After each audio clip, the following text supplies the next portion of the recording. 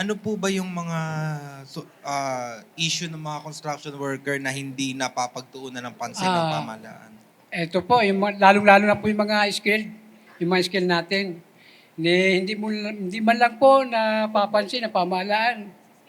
Okay po yung mga laborer at kasama sa mga minimum wage po, yung mga labor. Pero yung mga skill po, wala po eh. Kaya yun po ang pagtutunan ko po ng pansin para madagdagan kanilang sahod. Kano po ba ang sahod karaniwan ng isang construction worker po sa pagtataya nyo? Ano po, skill or labor? Ay, Laborer. mga laborer. Laborer. 600 po. Minimum wage Ang po. minimum wage. 600 po. Gusto niyo po mataasan yun? Gusto niyo po mataasan? Opo. Kulang na kulang po talaga eh. Kawawa po sila. I'm a commerce graduate. At the same time, I am a family-oriented. As a candidate, at I believe that a candidate, we have confident.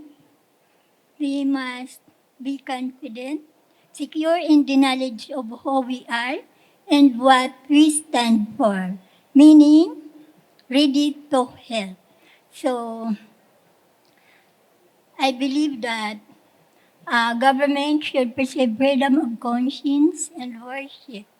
And I believe also that all men should always speak in deference to the law, and religious society should not exercise civil powers